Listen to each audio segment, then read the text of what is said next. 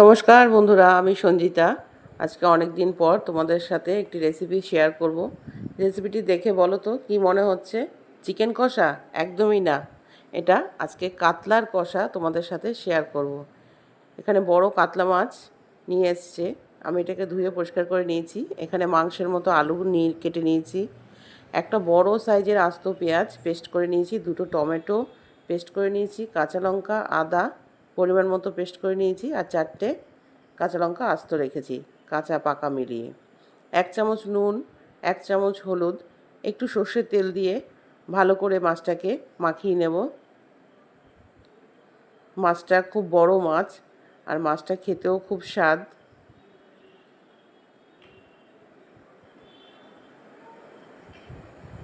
মাছটা খুব ভালো করে মাখিয়ে আমি একটু রেখে দিয়েছিলাম মিনিট 15-20 মতো, যাতে নুন হলুদটা ভালোভাবে ঢোকে। কড়াইতে তেল দিয়ে দিয়েছি, তেলটা ভালো গরম হয়ে গেছে। মাছটাকে এবার ভেজে নেব। একটু কড়া করেই ভেজেছি, বড় মাছ। দেখো, ঠিক এইভাবে মাছটাকে ভেজে নিয়েছি, খুব সুন্দর গন্ধ বেরিয়ে গেছে। ওই তেলের মধ্যেই আমি আলুগুলোকে ছেড়ে দেব। আলুগুলোকে বেশ সুন্দর করে একটু লাল লাল করে ভেজে নেব নুন হলুদ দিয়ে।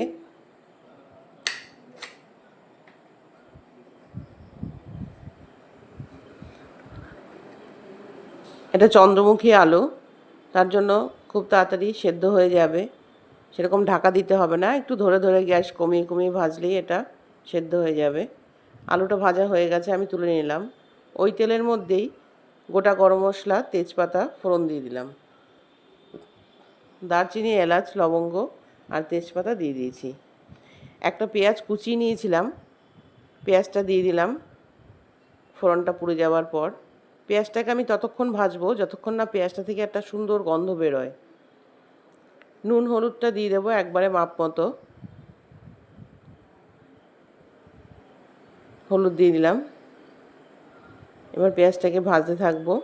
ও, আরেকটা কথা তোমাদের বলে দিই, আমি যে বড় একটা পেঁয়াজ নিয়ে যে পেস্ট করেছি, তার মধ্যে আমি বেশি না 3 থেকে 4 কোয়া রসুন ওটার মধ্যে দিয়ে পেস্ট করে নিয়েছি।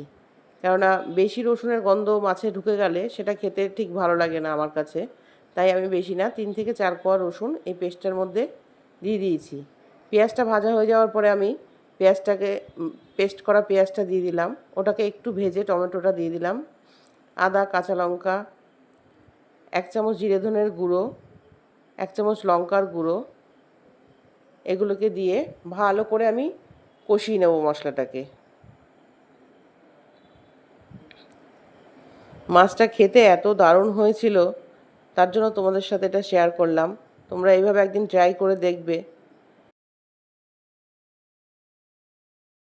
দেখো, একদম সুন্দর তেল উঠে গেছে। আলুগুলোকে দিয়ে দিলাম, আর ওই মাছটা নুন হলুদ মাখিয়েছিলাম, যে একটু নুন হলুদের জল ছিল সেটাও দিয়ে দিলাম, তেল ছিল। ভালো করে কষিয়ে এবার আমি গরম জল পাশে করে রেখেছি, গরম জলটাকে দিয়ে দিলাম।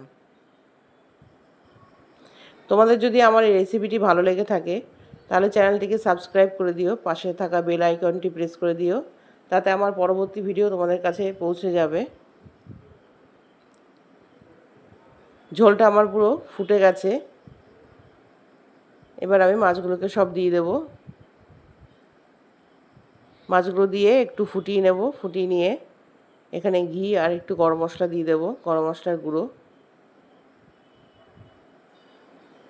যেহেতু আমার আলুটা বেশ সুন্দর ভালো সিদ্ধ হয়ে গেছে আর জলটাও গরম করে নিয়েছি, তার জন্য খুব একটা বেশি ফোটাবো না, মোটামুটি 1 চামচ মতো গরম মশলা গুঁড়ো দিয়ে দিলাম।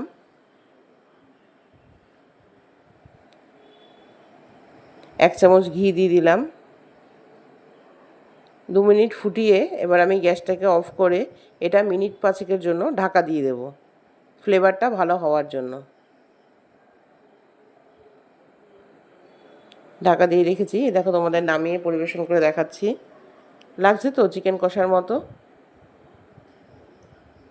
খেতেও দারুণ হয়েছিল। প্লিজ তোমরা এটাকে ট্রাই করো।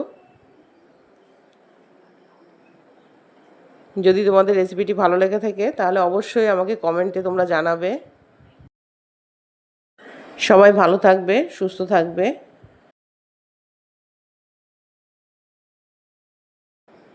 আজকের মতো ভিডিও এখানেই শেষ করছি।